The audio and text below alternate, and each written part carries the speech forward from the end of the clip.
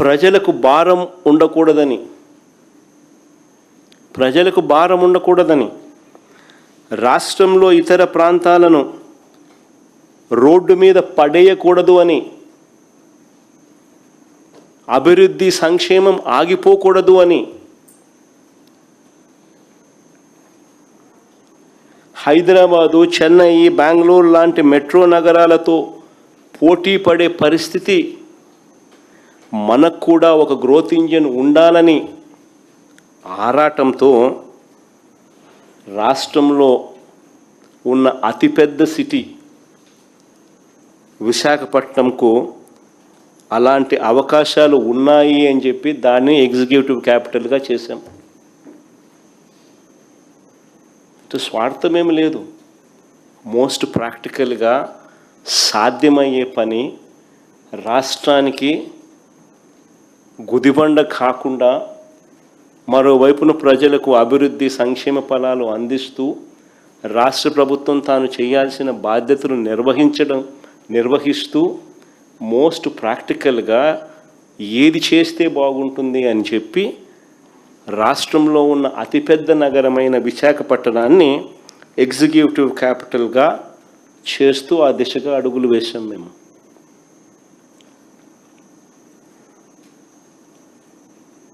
కర్నూలును న్యాయ రాజధానిగా పెట్టాలనుకున్నాం. శ్రీబాగ్ ఒడంబడిక మెడ్రాస్ ప్రెసిడెన్సీ నుంచి చూస్తే కొన్ని సంవత్సరాలు, కొద్ది రోజుల పాటు కర్నూలు రాజధానిగా ఉండేది. హైదరాబాదు తెలంగాణ ఎప్పుడైతే జాయిన్ అయిందో, భాషా ప్రవక్త రాష్ట్రాల కింద ఎప్పుడైతే ఆవిర్భావం చెందిందో, అప్పుడు హైదరాబాదుకు అవకాశం ఇస్తూ అప్పటిదాకా కర్నూలు రాజధానిగా ఉన్న ప్రాంతాన్ని అప్పుడు శ్రీబాగ్ ఒడంబిక ప్రకారం అక్కడ హైకోర్టు పెట్టాలని చెప్పి ఒక ఒప్పందం కుదిరింది. దాన్ని గౌరవిస్తూ కర్నూలును న్యాయ రాజధానిగా పెట్టాలనుకున్నాం. అమరావతిని శాసన రాజధానిగా కొనసాగించాలని చెప్పి కూడా నిర్ణయించాం. తీసేయాలనుకోలేదు ఎప్పుడు కూడా. సాధ్యం కాదు కాబట్టే మోస్ట్ ప్రాక్టికల్ సొల్యూషన్ తీసుకొచ్చినాం. మా ఆలోచనలలో ఎక్కడా కూడా అమరావతిని నిర్లక్ష్యం చేయలేదు. ఇన్ఫ్యాక్ట్ ఈ ప్రాంతంలో 5 ఏళ్ల పాటు రైతుల కౌలును పెంచినాం. రాజధానిలో ఇచ్చే పెన్షన్లు 5,000 కూడా మేము తీసుకుపోయినాం.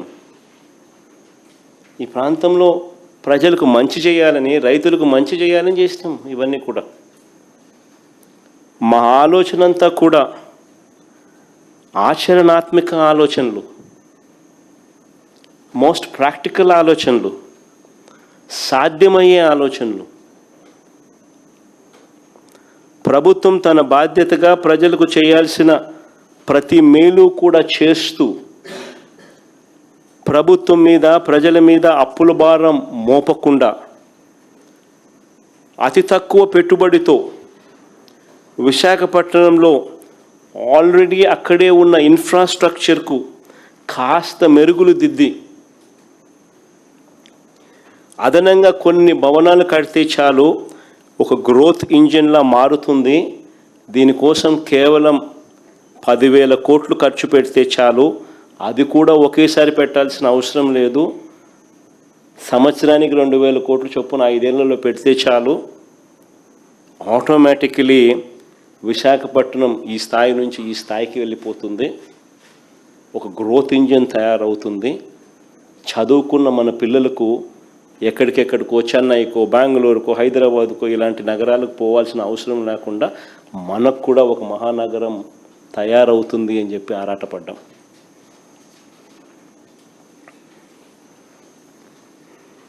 కానీ దీని మీద చంద్రబాబు నాయుడు గారు, ఆయన ఎల్లో మీడియా వాళ్ళ ముఠా కేవలం వాళ్ళ స్వార్థం కోసం, వాళ్ళ బినామీలు, వాళ్ళ ఆస్తులు, వాళ్ళు కొనుగోలు చేసిన ల్యాండ్ రేట్లు పెంచుకునే దానికోసం.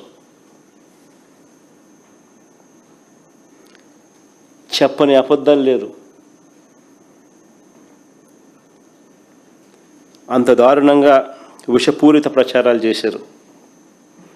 నిజంగా నేను చెప్తా ఉన్నాను, నాకు సంకుచితమైన ఆలోచన నాకు గన ఉంటే రాయలసీమలోనే రాజధాని పెట్టేవాడిని. విశాఖపట్నంకి ఎందుకు పెట్టాలా? విశాఖపట్నంలో ఎందుకు పెట్టాలా? నాకు నిజంగానే సంకుచితమైన ఆలోచనే కనుక ఉండింటే అసలు నేను ముఖ్యమంత్రి కాకమునిపై ఇక్కడ చంద్రబాబు నాయుడు భూములు కొనలా, ఇల్లు కట్టలా. కానీ జగన్ ఇక్కడే భూమి కొన్నాడు. ఈ సొంత ఇల్లు, సొంత భూమి నేను కొన్నా.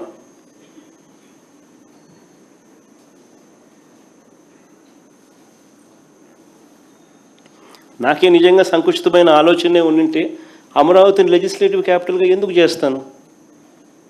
చేయాల్సిన అవసరం ఏముంది?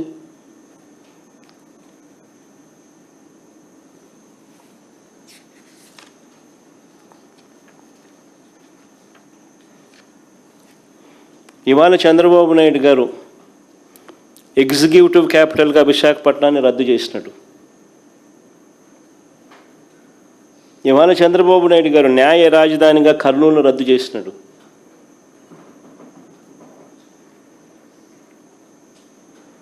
పోనీ అమరావతిలో 2 లక్షల కోట్లు ఎప్పుడు పెట్టగలడో చెప్పగలడా? ఎక్కడి నుంచి తెస్తాడో ఈ డబ్బులు చెప్పగలడా? ఒక సాధ్యం కానిది కళ్ళ ముందే అందరికీ కనిపిస్తూ ఉంది. దానికోసం అని చెప్పి ఒక భ్రమ కల్పిస్తూ స్కాములు చేస్తూ ఫ్యూచర్లో కూడా రాష్ట్రానికి ఒక గ్రోత్ ఇంజిన్ అనేది లేకుండా చేస్తూ ఉన్నాడు.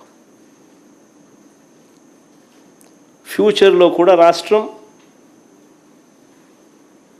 అటువైపున హైదరాబాద్ పెరుగుతూ ఉంటుంది, అటువైపున బెంగళూరు పెరుగుతూ ఉంటుంది, అటువైపున చెన్నై పెరుగుతూ ఉంటుంది. కానీ మన రాష్ట్రం మాత్రం ఫ్యూచర్లో కూడా పెరగనివ్వకుండా చంద్రబాబు నాయుడు రాష్ట్రం మీద కుట్ర చేస్తూ ఉన్నాడు తన స్కాముల కోసం.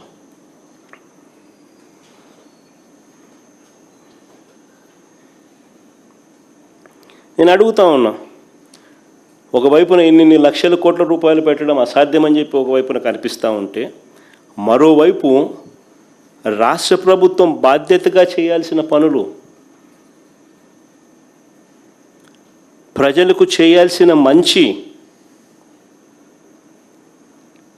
ఇవన్నీ కూడా ఆగిపోతా ఉన్న పరిస్థితులు.